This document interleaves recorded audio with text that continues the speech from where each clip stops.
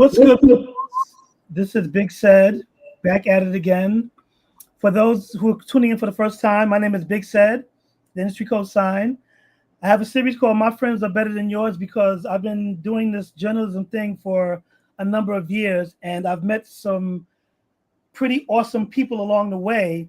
And I'm used to speaking to executives, celebrities, and things of that nature, but I'm sick of talking to them. So I want to talk to people I actually know, who I've actually either worked with or came up with in the many years I've been in this industry. And today we have somebody who I consider a legend because even from the start, at least from when I first was introduced to him, you know, he was doing great things. And I think it's important that, I mean, I'm pretty sure there's a couple people right now that knows who this man is. And if you don't know, I'm pretty sure you've seen some of his work. But what I'm going to do is I'm going to let him do a little soft introduction, and we're going to just, you know, have a little conversation. And, you know, hopefully by the end of this, everybody's happy and have learned something. So maybe I should say his name. I'll let him say his name because I think that I want him to, you know, say it. Thank you, sir. So my name is Selwyn Seyfu Hinds. I guess the origin of my notoriety, if you want to call it that, goes back to the 90s and the whole hip hop journalism moment and movement, where I know my good brother here from. I used to be editor of the Source magazine when that meant something. Right.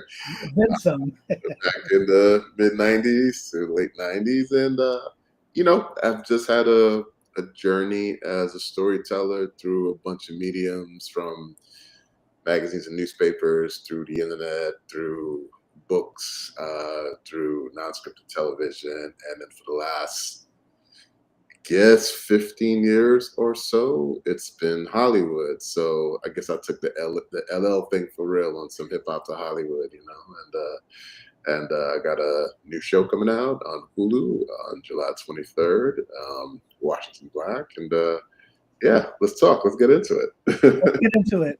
Okay, now I know that if given a chance, that we can literally be on here for 7 days and we still wouldn't get to the depth of things that you've done. But for the purposes of time and the fact that you do have something coming right up, I would like to talk about that. And from my understanding, Washington Black, which is coming on Hulu, premiering July 23rd. And I know it's a series. And I'll let you go into detail as far as what it's about. I know it's an adaptation of a book.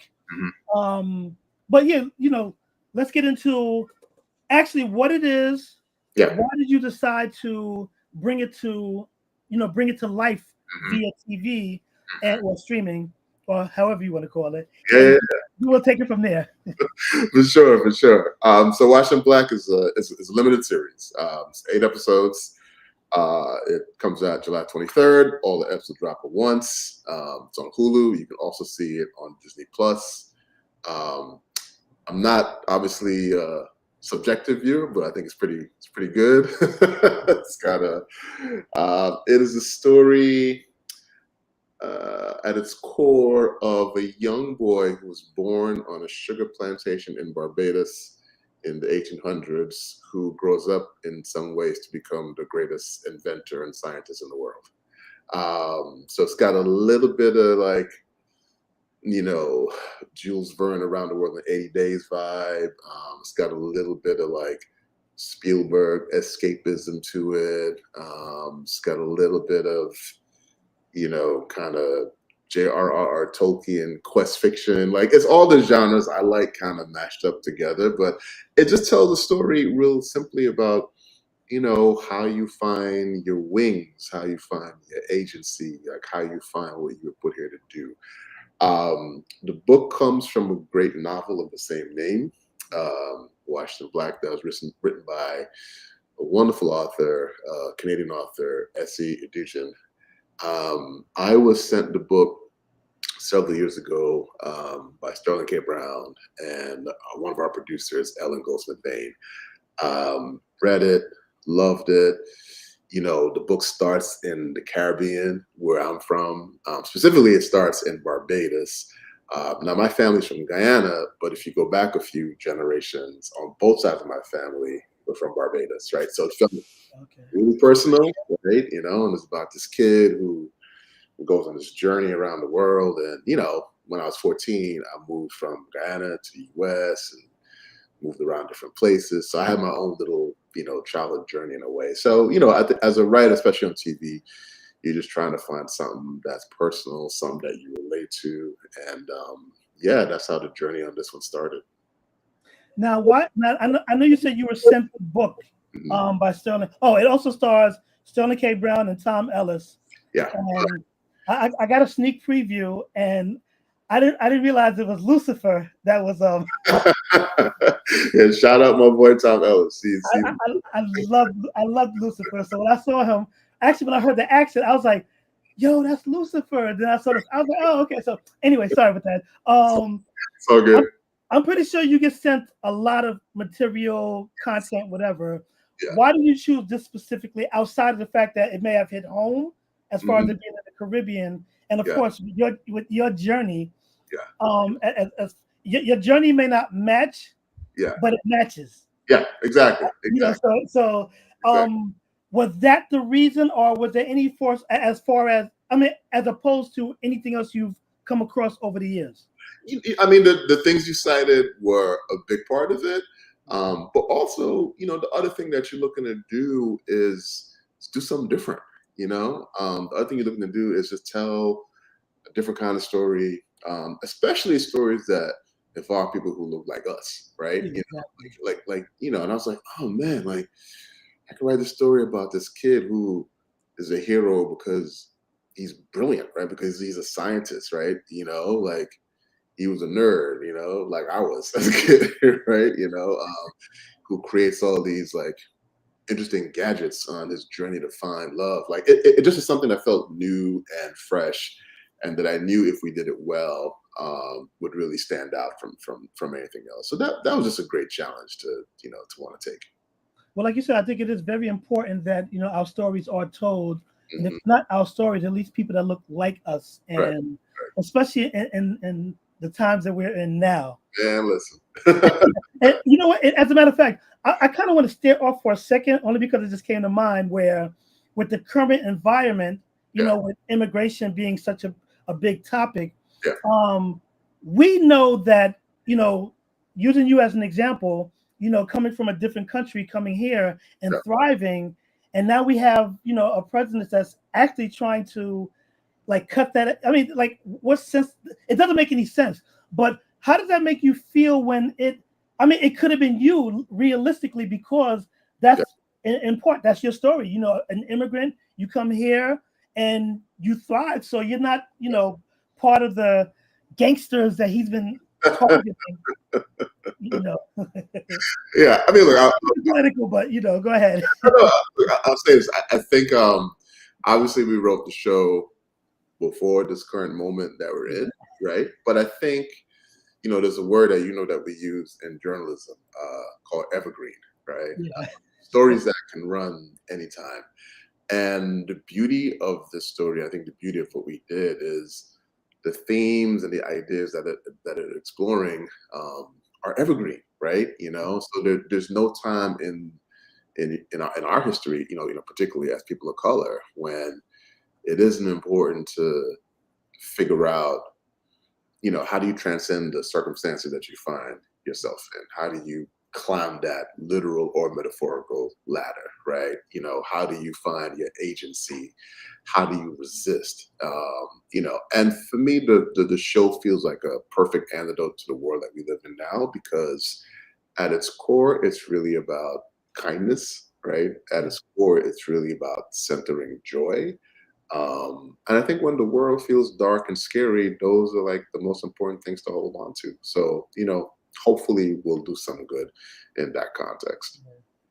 What do you say to people that that don't understand the historical significance Mhm. of people like Washington Black? Right. I was born here, so I can't that category, but like what do you say to people that may not understand the significance of, one, knowing that any type of person, not specifically people of color, but any particular persons can actually be integrated into something that they weren't supposed to be integrated in, because of course that's part of the story with Washington Black, because it came through during the time when they were still slaves. Sure. Yet, because like I said, I was only able to watch 2 episodes, but those 2 episodes still had a mark where I know that, you know, the scaredness of somebody who is actually the minority in more ways than one, but actually is more of a genius, so to speak, in a land of, excuse me for saying it, in a land of dummies. Right. And I hate to say it like that, but yeah, go ahead. Sorry. Yeah, I mean, Wash is definitely he's a prophet in some ways, right? He's a truth teller. He's a soothsayer, and you know, to circle back to your question, whether it's, I mean, people of Caribbean descent have a long history in this country, right? I mean, Malcolm X himself, right, like is of Caribbean heritage, you know. But I think what the show is trying to say on a larger level is that it's all connected, right? Like we're all connected. And for me personally, you know, I think we as Black folk have enough to sort of like work against in the world to be sort of working against ourselves, right? So no matter what part of the diaspora, you know, you hail from, I think it's important to, you know, celebrate your specialness and your uniqueness and your particularness. And also sort of know that you're connected to a larger family historically that has been engaging in this resistance struggle in many different ways to stand in the skin that we stand in. That is true. You have like 17 different roles in this series. You know, executive producer, showrunner. Actually, let me go to what a showrunner is, because I know over the years, like I literally just found out what a showrunner was, because like, you know, I'm not in that world like that where Sure. I would need to know, but I do know some showrunners. Sure. Yeah. But yeah, give people, because people may not understand what a showrunner is. So that they have a better understanding. You know, the cool thing about that title is the definition is right in it. Like a showrunner runs the show, right? But what that means, at least in dramatic TV, is different, right? So, you know, you knew me back when I was the editor of a magazine, right? That's a big job. There's lots involved. A showrunner is like that times like 1,000, right? It is, you are singularly responsible for every aspect of a television show, which is a big giant enterprise. It doesn't mean that you individually do everything, right? Like you can't run the camera department, the electric department, the grip department, locations, right? Like there's a million different like departments there, but you're the general that sort of sits over this army, right? And you've got these colonels that run all these different departments, and you basically say yes or no. Right? You basically say go left or go right. Now, hopefully, it all starts from, most showrunners are also the creators of their show. That's not always true, but you know, but mostly, at least in my case, I am. So your job is really to kind of guide this army in the execution of a creative vision that you articulated, and you wrote, right? So some days that might mean, is the blouse pink or is it red? Right? Some days that might mean, you know, are we picking this actor or that one for the role? Some days that might mean, hey, we're going to lose 2 days on the schedule because the weather is messed up. So we got to rewrite these scenes so they happen on the, you know what I mean? It's just a steady chain of decision making, and it means you get no sleep. So, so that's kind of a short version of what a showrunner is. Yeah. So my next question is, how is that different from an executive producer?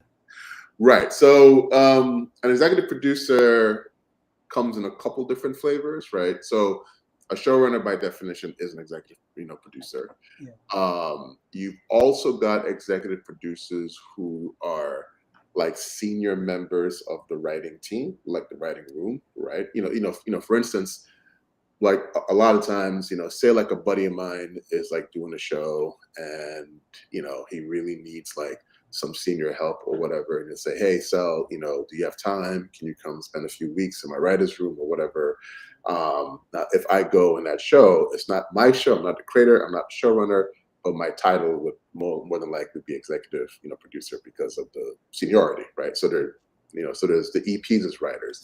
Then the third category of executive producers are what they call non-writing executive producers. No, it's not money. So that's in film. That's in film. Okay. TV doesn't Gotcha. do that. Gotcha. Okay. So they're executive producers who are not writers, and that could include actors, for instance, like Sterling is an executive producer on this show.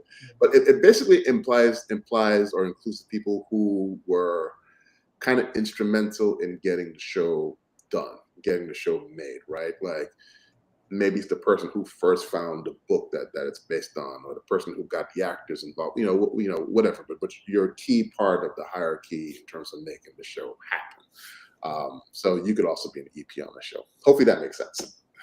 No, it makes sense. Because like I said, there's always a question, and who better than to ask somebody who's a showrunner and executive producer? You know, I just lost my last lecture. Oh, so as far as the character Washington Black, like I said, I've only watched the first two, and I don't know what the arc of the show is. Whether it's gonna follow him until he's like 140, or So let the audience know so they can have some type of idea without, of course, spoiling it. Be a spoiler. So the show runs on two kind of timelines for the same character. In one timeline, he's 11. He's a young boy. In the other timeline, he's 19. And we don't go, like he goes in the adult timeline from 19 to just about 20. And in the show, you'll see how the two timelines come together.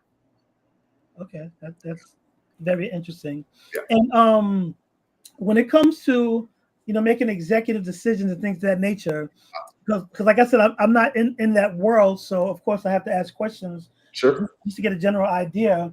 When it comes to actually bringing the project to, I guess, whether it's a streaming company or network or whatever, I know every show is different and every process is definitely different. Sure. But what would be standard when it comes to, let's say I have an idea that I'm trying to get placed, and I know that I don't have a direct end. What would be like a roadmap for me to at least get in the door? Because I know, like I said, there's many different entries. I know there's many roads, but give me an idea, because I have a script right here that I want to look at. All right, so the grand $100 question of how do I get my TV show made? Right. So I'll give you a very general. Again, it's general, like you said, it can happen a bunch of ways, but this is general, right? I am person A, right? I could be, you said, I have an idea, I have a script, I have a book, I have something that's going to form the genesis of a TV show. The first stop I'm probably going to make is with a producer, right? And specifically with a producer who has a connection, a contact, and in with a studio. This is one of the differences between TV and film. In film, there's kind of one corporate entity, so it's like you take your thing, you go to Warner Brothers, and they buy it, you're lucky, yada yada yada. After that, it's making a movie. In TV, you got to go to a studio, right? The studio finances the project, so the studio has to buy it. Then you got to go sell it again to a network or a streamer, right? Because those studios pay for things, and then networks distribute them. So you got to kind of sell it twice in a way. So you said we'll come to a producer, say someone like me, who's got either a deal or an association at a studio. We develop it together for some period of time. When it's ready, we pitch to the studio. The studio's like, great, we love this. We're going to buy it. We do the deal with the studio. We probably develop it some more. And then when that's ready, we say, okay, now we're going to go to Netflix and Apple and Amazon and so on and so forth. and then we go there and we sell it, and yay, now we're making a TV show. We're not making it yet because they haven't committed to putting it out. Now we gotta. That's a whole other journey. But those are the basic steps. Those are the basic steps. Yeah. So that leads me to ask you, like, since we met about 2 months ago, Yeah. You were a writer Uh-huh. at a hip hop magazine. Yeah. So I know it was a couple of years ago, and I know hip hop has exploded. Yeah. Exploded exponentially. Yeah.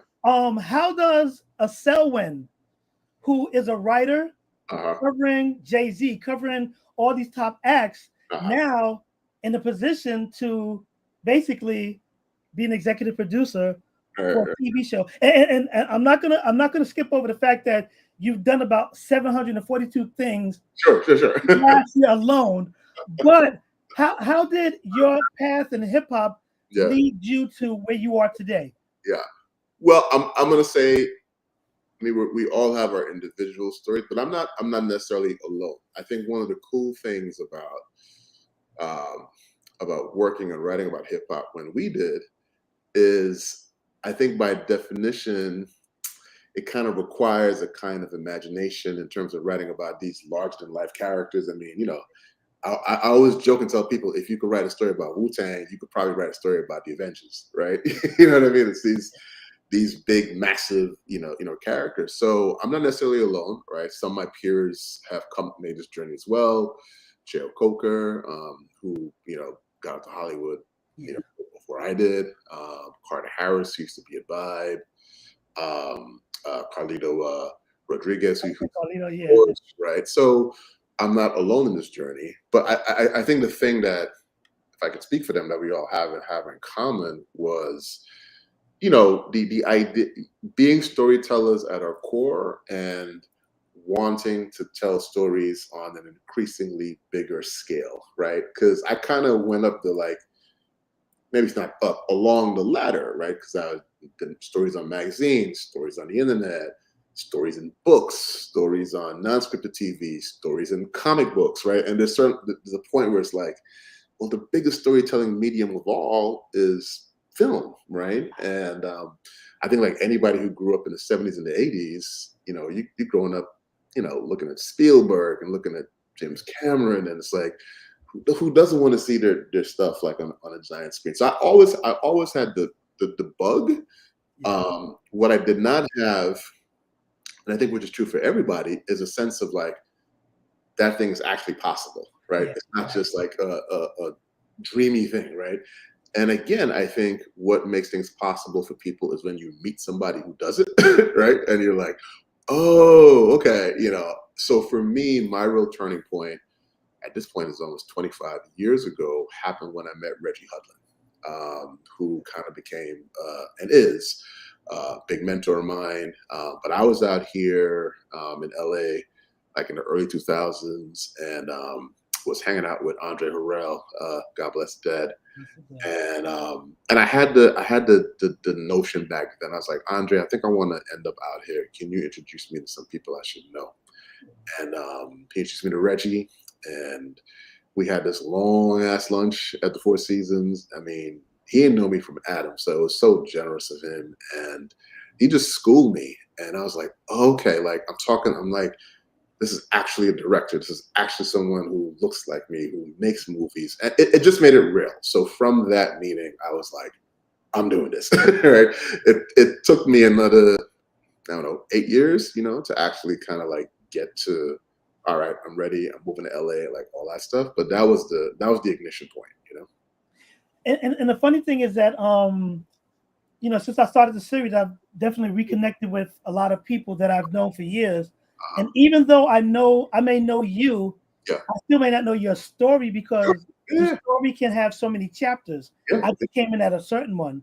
But I've also realized with the people that I have known over the past 3 months, a lot of people that are doing things in so many different industries started in hip hop. Yeah. Like Jesse Washington comes to mind. I mean, there's so many people that I could definitely name where I can take the next 15 minutes and still not figure. Yeah. What is your thinking when it comes to the imagination of people involved in hip hop from a creative standpoint, because I think it's different when you're in it from a creative standpoint, whether it's a rapper, writer, whatever. Because I'm not talking about like people that work as an executive, whatever. I'm just talking about like strictly creative. Why do you think the hip hop in us allowed us to branch off in so many different directions? I think that's a beautiful question, man, and I think there's layered reasons to it.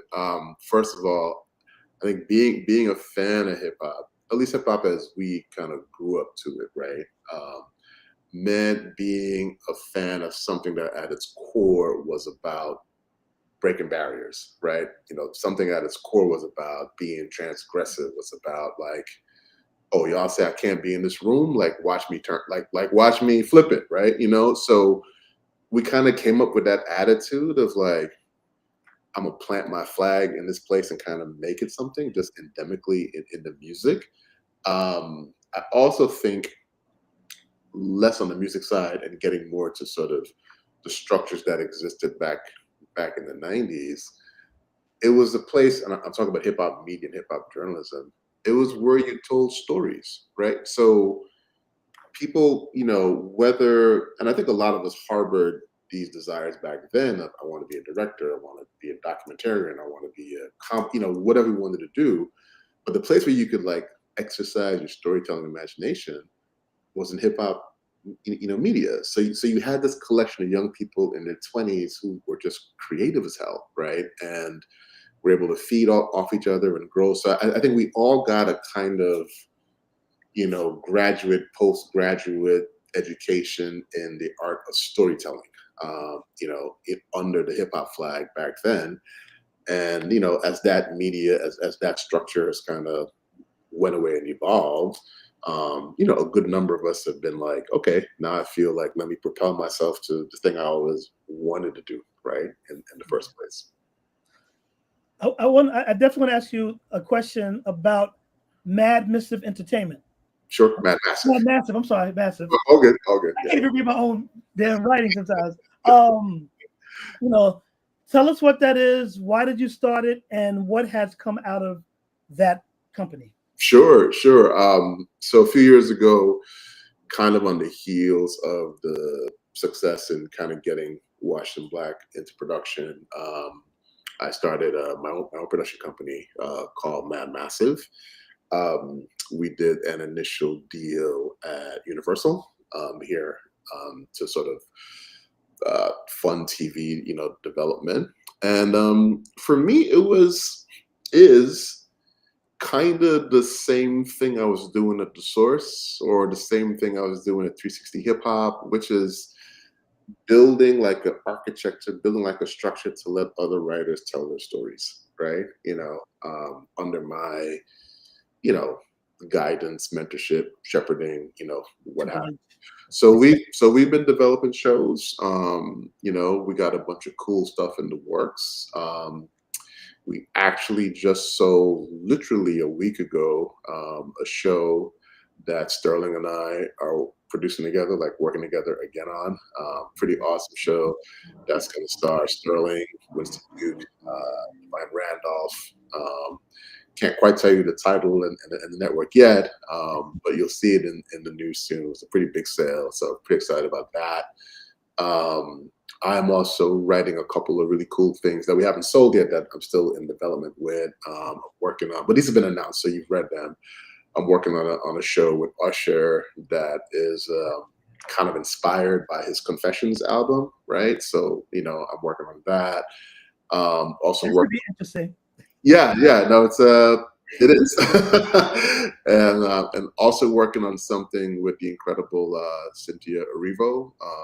That is sort of a supernatural kind of crime thing based in Lagos, Nigeria.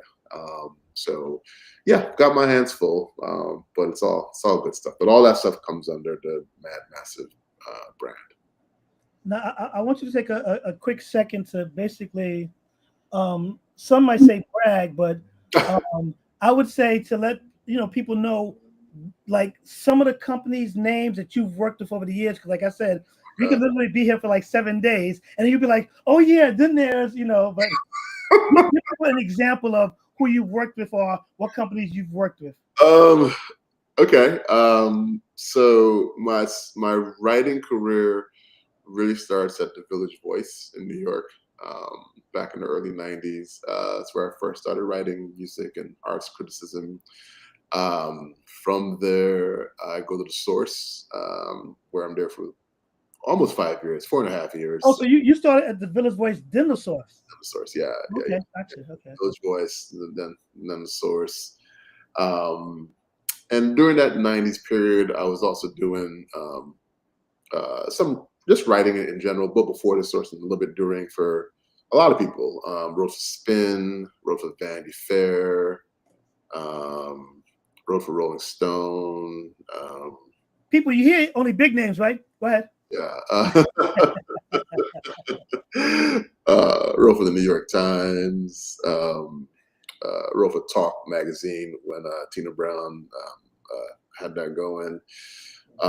Then sort of like post that journalism wave, moving on to the internet side, and myself and Russell Simmons and a few people created this company called 360 Hip Hop, which is a digital media and entertainment company that was maybe maybe a little bit ahead of its time. A little bit. It was one of the favorite things I've ever done, man, because I got to recruit just a bunch of the most talented friends that I had in the space, and some of these guys and gals are just, I mean, they were legends then, but they're even more legendary. Yeah, they've done so much more since. Stuff, right? So we're talking about people like Sheena Lester, who's just like the godmother of this whole thing, the rap journalism game. Chris X, just one of the most legendary writers we have. Jeff Chang, who has gone on to write all kinds of incredible books. John Caramanica, who's a big critic at the New York Times right now. Just a bunch of just awesome people. And did that for about a year. Left. When I left that is when I got my book career going. So I published my first book with Simon & Schuster. It's called Gunshots in My Cook-Up. It's sort of like essay collection and memoir about how a kid like me ends up in sort of like the middle of hip hop, if you will, a kid from this small Caribbean country. Wrote another book on Random House with Wynton Marsalis about jazz and American life in 2004. Then got into TV after that, not this kind of TV, but sort of non-scripted stuff at Viacom. I was working on a lot of stuff at Viacom with Michael Hirshhorn's group, developing pilots, developing ideas. Worked on Hip Hop Honors with my man Jack Benson back in the day. Benson. Awesome Jack. Did a couple of pilots at VH1 at the time. Then again, that inflection point for me comes when my man Reggie Hudlin takes over at BET as president of programming. And he has me and a bunch of his, like, he used to call us his like super friends. Yeah. So it's like me and Nelson George and, a few of us come in and just like, let's just try to do some cool stuff and see what we can do here. Right. And that was awesome, right? It was moving me one step closer to where I ultimately wanted to be in terms of Hollywood. So I wasn't making scripted TV, but I was making television and I was learning production and so on and so forth. So I was executive producer of the news and documentary division at BET at the time. Spent a good, awesome 3 years there. Learned a hell of a lot. The first thing I produced at BET was this telethon after Katrina in '05. And the last thing I produced at BET was the coverage after Obama got elected for the first time. So that felt like a nice storytelling arc and a good place to finally leave journalism, right? So at the beginning of 2009, I was like, made a little, commandment with myself, like I am never taking another job in New York media. I'm done. Right? No more editing jobs, no more executive jobs. I'm going to work to reinvent myself as the purely creative writer that I want to be. So that started that journey. Now I've been working up to there all along, just sort of like writing scripts in the morning, at night, on the weekends, getting better. But '09 is where I start. The first thing that happens to me is comic books. So I guess this is another brand, cool company, if you will. I start writing for DC Comics, specifically for the Vertigo division at DC Comics. I create a series there with the great Dennis Cowan called Voodoo Child. This New Orleans-based supernatural series that's pretty cool. But that was great. Like writing comics was a good, for me, stepping stone into writing TV and film, right? And then finally after a couple of years of hustling hard, I get signed to some good management in LA and a good agency, and move out here in 2012 and kind of hit the ground running, and been rocking and rolling since then. You literally said so many things, and I'm trying to take notes that turn into even more in-depth conversations. Sure. So I'm gonna try to streamline it, because however you want to do it. However you want to do it, yeah. Quick question. You've worked with great people early in the game up until now. I don't know I think because I know a lot of the same people, that I don't know if there's ever going to be a time where a collective group, even if they weren't together, but they worked within the same time or crossed each other, can have the effect that they have. Like how do you feel like when you like read about your peers or find out your peers are doing certain things? And like I said, we could literally sit here for hours and we could name names and still continue to name names, because so many names are coming to my mind right now where I'm like, yo, you work with like legends, people that became legends. You're a legend. So it's like how does it make you feel when you see that so-and-so just signed a $50 trillion deal, or has just done his 15th straight #1 movie, or and you're in that company, So how does it make you feel? Because I think it's a difference between somebody on the outside giving you your props, as opposed to somebody inside on the same level giving you your props. And I'm pretty sure that even if they don't tell you directly, I'm pretty sure a lot of your peers acknowledge you, maybe not directly, because I do it sometimes with my peers. So I'm like, I don't want to tell this motherfucker how great he is, so I'm going to say other things where he's going to feel that I know that.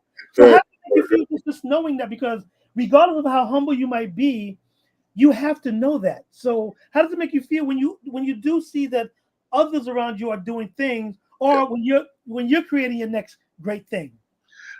I feel an incredible amount of pride. And I mean, talking about my peers and my friends, because I remember when we were all, 23, 24, at tramps, at this place, at that place, just hyped up on our dreams, right? And just on our ambition, and just like not knowing where hip hop was going to take us, but feeling like it was going to take us somewhere, right? And it just felt like such a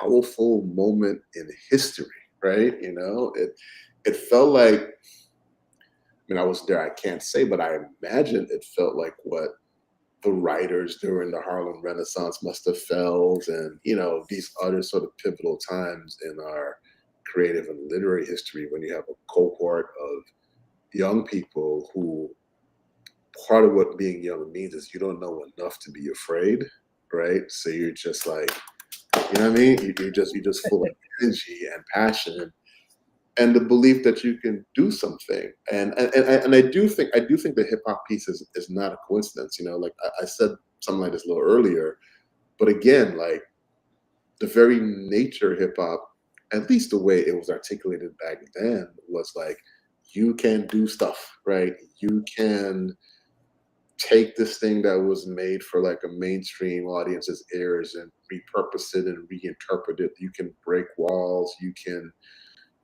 paint the White House black.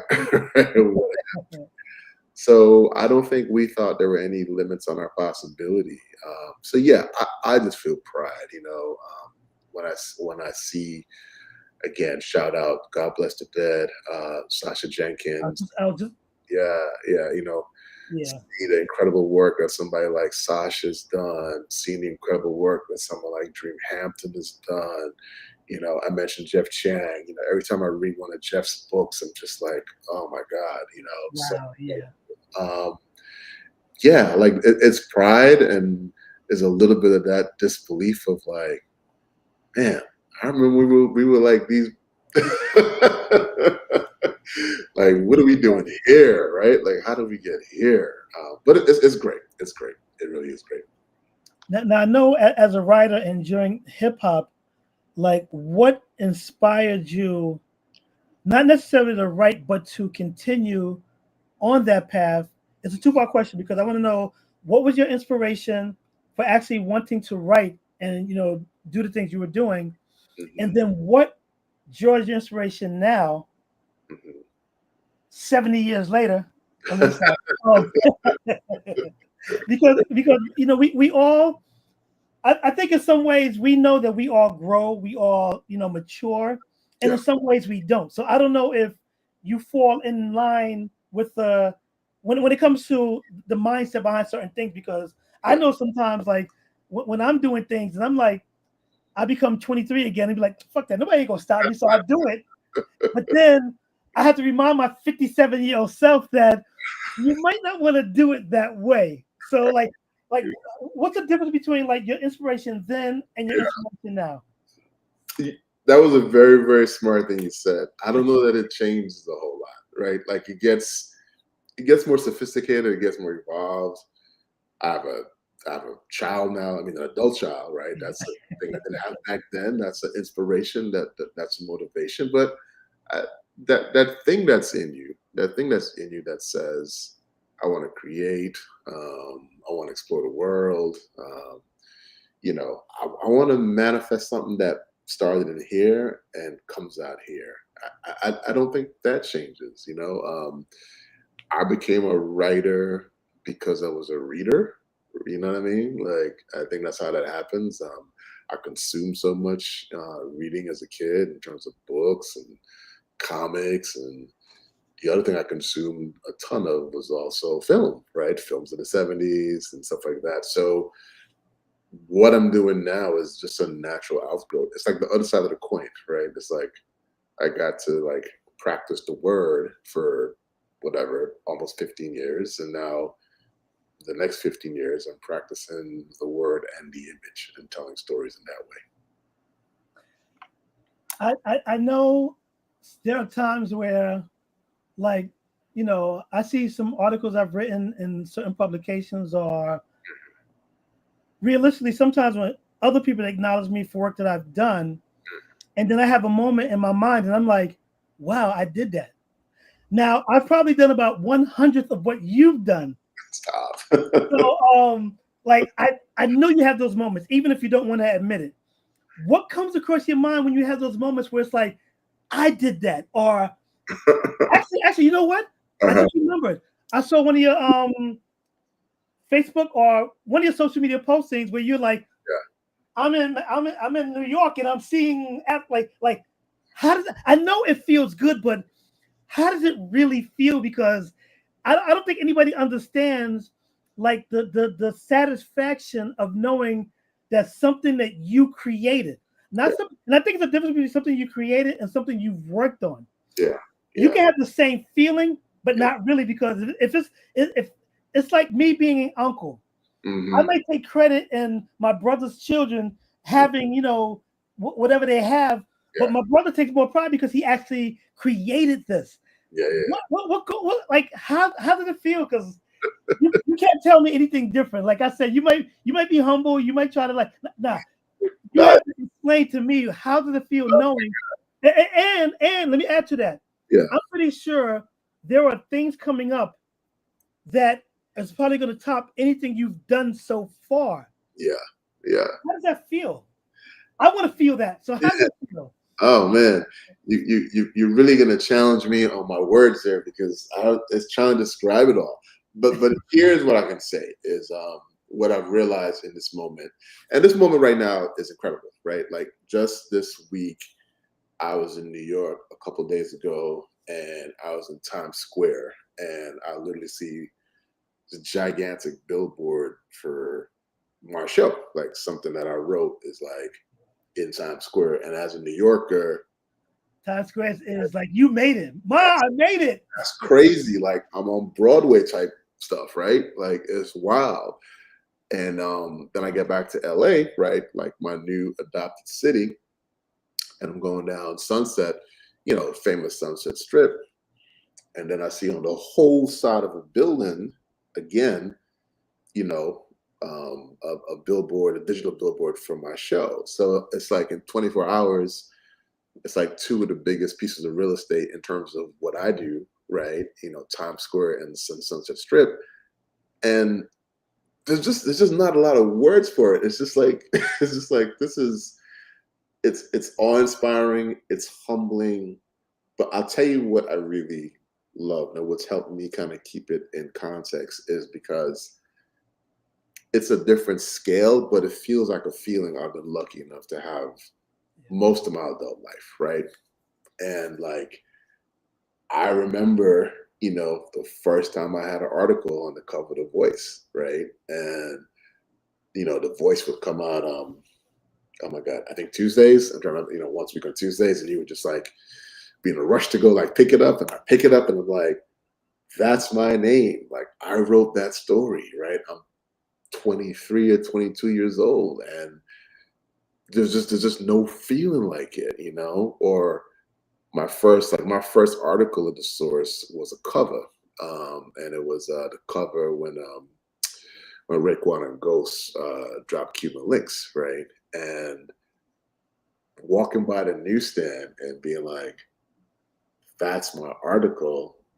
You know what I mean? Like it's just crazy. Or even one where that's from the. I had a lot of this kind of emotion during the Source days because again, you're young, right? It's the Source, right? You know what I mean? And I was in Paris. I was like 28, maybe 27. I was in Paris, and I'm walking by a newsstand, and I see the Source with one of my cover stories on there, right? And I was just like, holy crap, I felt like I was floating on air. So yes, the stuff that's happening now is a whole bigger scale, but it's like the same emotional muscle, and yeah, so you feel joy, you feel happy, as writing is a really lonely, insular, but like that doesn't change. Like the emotion I felt trying to write an article, trying to write a script today or a movie, it's the same thing, right? Like you beat yourself up, you procrastinate, throw stuff at the wall, like you're living in your stress, your anxiety, you have imposter syndrome, you never think you're good enough, right? You always think you suck.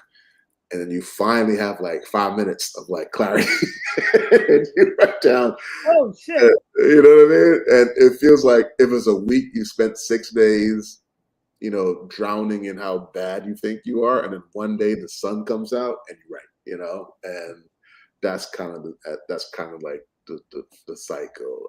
So seeing the stuff out in the world feels like it's a reward for all that emotional stress you put yourself through. And I know, like I told you before we started, that I know you have limited time, so I don't want to. Because, like I said, we can go on. Before we do go, remind the people, Washington. Yes. Washington Black. Well, you tell them. Yeah. What's going to be telling you to tell them, and I'm going to tell you. No. I appreciate it, man. The reminder. So my new. And it's a collective mind because, again, doing TV is an army. So, yes, I'm the creator, but this is really about a whole crew that did this, right? So our show, Washington Black, debuts on Hulu and Disney Plus on July 23rd. It is a big, epic, sweeping, expensive adventure around the world that stars some great actors: Sterling K. Brown, Tom Ellis, Rupert Graves, Charles Dance, Ernest Kingsley Jr., Edward Blumell, Yola Evans, Eddie Caranja. Just an awesome cast, and we had a good time making it, and hopefully you guys have just as good a time watching it. I literally have so many things I could you know, we got to do this again, whether it's a year from now, 2 months, whatever. Yeah. After the show comes out, we'll do part 2. Yeah.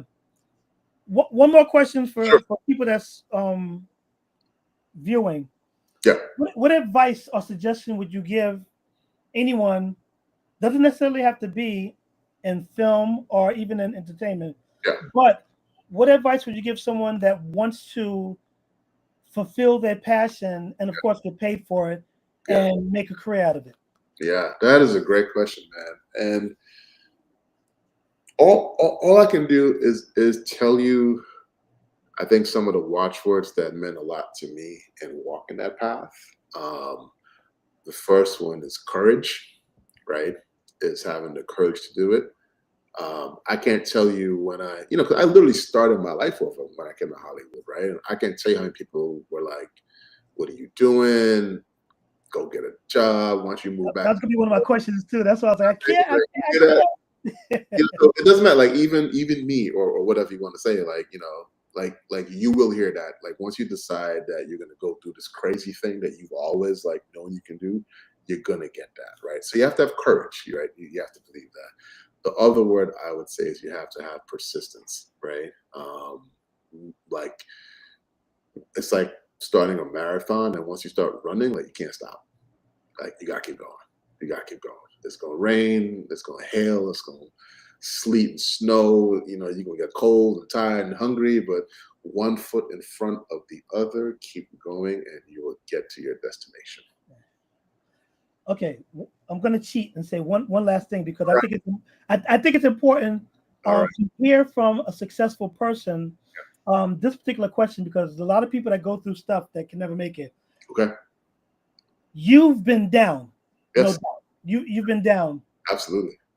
How were you able to pick yourself up? I mean, you could have been down 3 times. You could have been down 140 times. Sure. Anytime you were down, how were you able to pick yourself back up where you're at the point now that you're able to be a success, at least in our eyes? Because I don't know what you have going on. You might have other things that you're like, I'm not a success until I do this.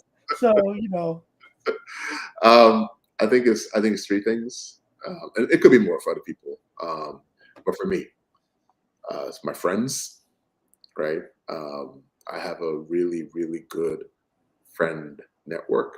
The kind of people who believe in you when you might not believe in yourself because you're low, right? You're low on gas, low on energy, and it's like, nah, man, like I got you, like, you know what I mean? So my friend network, family is a version of that, but different, right? You know what I mean?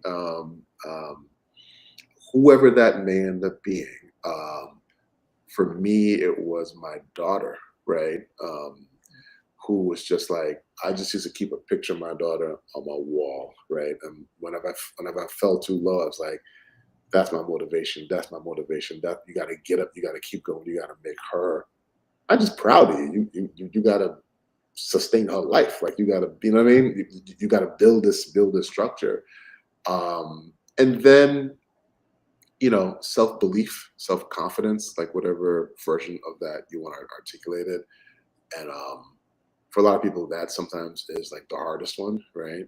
And even for writers, like that can be the hardest one because so much of writing is thinking that you ain't shit, right? So much of writing is like self-doubt and da da da da. But somehow in the middle of all of that, you just gotta believe, man. You gotta believe. You gotta be like, I don't have any reason right now in a sane world to think that this is what's gonna happen, but I'm telling you, this is gonna happen. And that'll carry you far. It'll really carry you far. Well, thanks. Once again, I appreciate your time, and I appreciate you agreeing to do this, because I know you got like 17 TV shows in your head and you have to promote and things of that nature. But like I said, one of the reasons why I started this series was for people like you, because I think that and another good thing what I like about this is like most of the people I've done this with or people I haven't spoken to in some time. Right. That's I cool. think which makes it even better for me because it's like I'm finding out in real time some things that I didn't know. So I appreciate that. Actually, if anybody wants to get in touch with you, like via social media, anything like that, is there any place or Yeah. So I'm probably most responsive or most on my Instagram, which is just at Selwyn Hinds.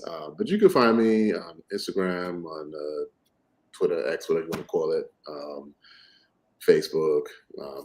Yeah, just look up Selwyn Hinds. But just Google and they'll find you.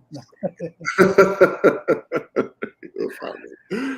But thanks again, and good luck with the series and everything that comes with it, and in every future project. Thank you, man. And I'm pretty sure we'll be talking again. And for everyone that has tuned and stayed to the end, thank you for tuning in. And as I always say, my friends are better than yours. And if you feel your friends are better than mine, show them to me, and I bet you that they're my friends already. Until the next time, take it easy, and until next time. All right. Peace. No problem. I'm just going to end stream.